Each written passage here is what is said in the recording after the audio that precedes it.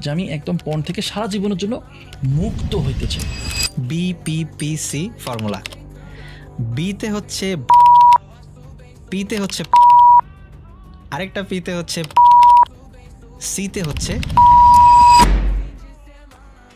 Porn addiction এটা এতটা ভয়াবহ, এতটা ভয়ঙ্কর, যেটা কিনা তিলে তিলে আমাদের মস্তিষ্ক বা আমাদের ব্রেনকে নষ্ট করে দেয়, আমাদের জীবনকে ধ্বংস করে দেয়। অনেক সময় আমরা টেরও পাই না।